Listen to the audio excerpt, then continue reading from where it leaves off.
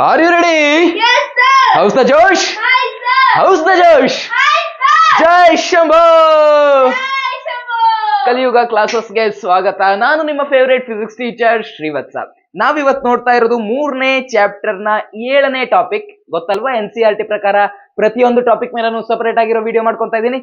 ಇವತ್ತು ನೋಡ್ತಾ ಇರೋದು 3ನೇ ಚಾಪ್ಟರ್ ನ 7ನೇ topic 3.7 resistivity of various material. ಈ ಟಾಪಿಕ್ ಬಗ್ಗೆ ಒಂದ್ಸಲ ಓದ್ಕೊಳ್ಳೋಣ ಅಂತ ನಿಮ್ NCERT ಬುಕ್ ಅನ್ನು ಓಪನ್ ಮಾಡಿದ್ದೆ, ದಿಮಾಗ್ ಖರಾಬ್ ಆಗೋಯ್ತು ಗುರು. ಯಾಕೆ ಇಷ್ಟೇ ಚಿಕ್ಕ ಟಾಪಿಕ್ ಇದು, ಇದ್ರಲ್ಲಿ ಏನು ಓದ್ಕೊಳ್ಳಿ, ಏನು ಪಾಠ ಮಾಡ್ಲಿ, ತಲೆ ಬಿಸಿ ಆಯ್ತು ನನ್ಗೆ. ಇಲ್ಲಿ ನೋಡ್ರು, ಇದು ನಾವು ಕಲಿಬೇಕಾದ್ರೆ ಸೇಮ್ ಟಾಪಿಕ್ ನೋಡಿ, ರೆಸಿಸ್ಟಿವಿಟಿ ಆಫ್ ವೇರಿಯಸ್ ಮೆಟೀರಿಯಲ್, ಈ ರೀತಿ ಬುಕ್ ಇತ್ತು. ಇವಾಗ ಇದೇ ಬುಕ್ ಅನ್ನ ರಿವೈಸ್ ಮಾಡ್ಕೊಂಡು ನಿಮ್ಗೆ ಇಷ್ಟನ್ನ ಇಟ್ಬಿಟ್ಟಿದ್ದಾರೆ. ಸೊ ಏನಿತ್ತು ಅಂತಂದ್ರೆ, ನಾವು ಕಲಿಬೇಕಾದ್ರೆ ಇಲ್ಲೊಂದು ಟೇಬಲ್ ಇತ್ತು, ಇದರಲ್ಲಿ ಬೇರೆ ಬೇರೆ ಮಟೀರಿಯಲ್ ಗಳ ರೆಸಿಸ್ಟಿವಿಟಿ ಯಾವ್ಯಾವ ರೀತಿ ಇರ್ತಾ ಇತ್ತು ಅಂತ ಕೊಟ್ಟಿದ್ರು. ಇಲ್ಲಿ ರೆಸಿಸ್ಟರ್ ಗಳ ಕಲರ್ ಕೋಡಿಂಗ್ ಇರ್ತಾ ಇತ್ತು. ಅಂತಂದ್ರೆ ಫಾರ್ ಎಕ್ಸಾಂಪಲ್, ಇವಾಗ ಇಲ್ಲಿ ನೋಡ್ರು, ಇಲ್ಲಿ ಒಂದು ರೆಸಿಸ್ಟರ್ ಇದೆ, ಹೌದಾ? ಇಲ್ಲೊಂದು ರೆಸಿಸ್ಟರ್ ಇದೆ, ಇಲ್ಲಿ ಗ್ರೀನ್ ಕಲರ್ದು. ಈ ರೆಸಿಸ್ಟರ್ ಅದ್ರ ಮೇಲೆ ಕಲರ್ ಪಟ್ಟಿ ಇದೆ ನೋಡ್ರಿ. ಫಸ್ಟ್ ಕೆಂಪಿದೆ, ಆಮೇಲೆ ಬ್ಲ್ಯಾಕ್, ಆಮೇಲೆ ಗೋಲ್ಡನ್ ಪಟ್ಟಿ ಇದೆ.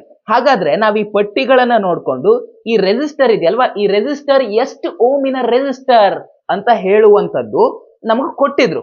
ಸೊ ನಾನು ಇವಾಗ ಏನ್ ಮಾಡ್ತೀನಿ, ನಿಮ್ಮ ಟೆಕ್ಸ್ಟ್ ಬುಕ್ ನಲ್ಲಿ ಇರೋದು ಎಷ್ಟು ಹೇಳಿದಾರೋ ಅದನ್ನ ಈ ವಿಡಿಯೋದಲ್ಲಿ ಹೇಳ್ಕೊಳ್ತೇನೆ.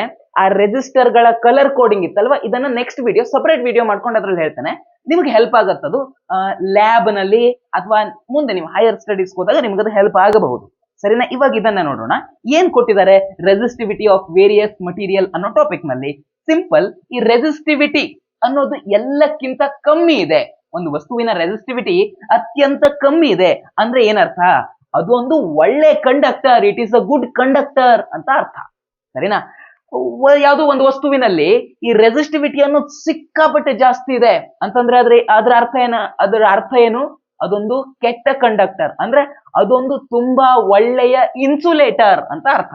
ಸರಿನಾ? ಸೊ ನಿಮ್ಮ ಬುಕ್ ಅನ್ನ ನೋಡಿದ್ರೆ, ಅಂದ್ರೆ ನಿಮ್ ಬುಕ್ ಬೇಡ, ನಾವು ನನ್ನ ಬುಕ್ ಇಂದ ಟೇಬಲ್ ಇತ್ತಲ್ವಾ, ಅದನ್ನ ಒಂದ್ಸಲ ತೋರಿಸ್ಬಿಡ್ತೇನೆ. ಎಲ್ಲಕ್ಕಿಂತ ಒಳ್ಳೆ ಕಂಡಕ್ಟರ್ ಸಿಲ್ವರ್, ಹೌದಾ? ಸೊ ಸಿಲ್ವರ್ ಇನ್ ನೋಡಿ ರೆಸಿಸ್ಟಿವಿಟಿ ಎಲ್ಲಕ್ಕಿಂತ ಕಮ್ಮಿ ಇದೆ. ಹಾಗೇನೆ ಕಾಪರ್ ಕೊಟ್ಟಿದ್ದಾರೆ, ಅಲ್ಯೂಮಿನಿಯಂ ಕೊಟ್ಟಿದ್ದಾರೆ, ಟಂಗ್ಸ್ಟನ್ ಕೊಟ್ಟಿದ್ದಾರೆ. ಅದರ ರೆಸಿಸ್ಟಿವಿಟಿ ವ್ಯಾಲ್ಯೂಸ್ ಎಲ್ಲ ಜಾಸ್ತಿ ಆಗ್ತಾ ಹೋಗಿದೆ. ಮತ್ತೆ ಲಾಸ್ಟಿಗೆ ಇನ್ಸುಲೇಟರ್ಸ್ ಬಗ್ಗೆ ಕೊಟ್ಟಿದ್ದಾರೆ. ಅತ್ಯಂತ ಹೆಚ್ಚು ಇನ್ಸುಲೇಟರ್ ಅಂದ್ರೆ ತುಂಬಾ ಒಳ್ಳೆ ಇನ್ಸುಲೇಟರ್ ಅಂದ್ರೆ ಅತ್ಯಂತ ಹೆಚ್ಚು ರೆಸಿಸ್ಟಿವಿಟಿ ಇರೋದು ಯಾವುದಕ್ಕೆ? ಫ್ಯೂಸ್ಡ್ ಕಾರ್ಡ್ಸ್ಗೆ ಅಂತ ಇವ್ರು ಕೊಟ್ಟಿದ್ದಾರೆ. ಇವ್ರು ಕೊಟ್ಟಿರೋದ್ರಲ್ಲಿ ಅತ್ಯಂತ ಹೆಚ್ಚು ರೆಸಿಸ್ಟಿವಿಟಿ ಇರೋದು ಅದಕ್ಕೆ. ರೆಸಿಸ್ಟಿವಿಟಿ ಸಿಕ್ಕಾಪಟ್ಟೆ ಜಾಸ್ತಿ ಇತ್ತು ಅಂತಂದ್ರೆ ಅದು ಇನ್ಸುಲೇಟರ್ ನ ಕೆಟಗರಿಗೆ ಹೋಗುತ್ತೆ. ರೆಸಿಸ್ಟಿವಿಟಿ ಸಿಕ್ಕಾಪಟ್ಟೆ ಕಮ್ಮಿ ಇತ್ತು ಅಂತಂದ್ರೆ ಅದು ಒಳ್ಳೆ ಕಂಡಕ್ಟರ್ ನ ಲಿಸ್ಟಿಗೆ ಹೋಗುತ್ತೆ. ಹಾಗೆ ಈ ಸೆಮಿ ಕಂಡಕ್ಟರ್ ಅಂತ ಬಂದಾಗ, ಇದು ಆ ಬದಿ ಕಂಡಕ್ಟರ್ ಅಲ್ಲ, ಈ ಬದಿ ಇನ್ಸುಲೇಟರ್ ಅಲ್ಲ, ಹೌದಾ? ಎರಡರದು ಮಧ್ಯ ಬರುತ್ತೆ. ಸೊ ಇದರ ರೆಸಿಸ್ಟಿವಿಟಿ ಕೂಡ ಕಂಡಕ್ಟರ್ ನಷ್ಟು ಕಮ್ಮಿನೂ ಇರಲ್ಲ, ಇನ್ಸುಲೇಟರ್ಸ್ ನಷ್ಟು ಜಾಸ್ತಿನೂ ಇರಲ್ಲ, ಮಧ್ಯದಲ್ಲಿ ಬರುತ್ತೆ. ಸರಿನಾ?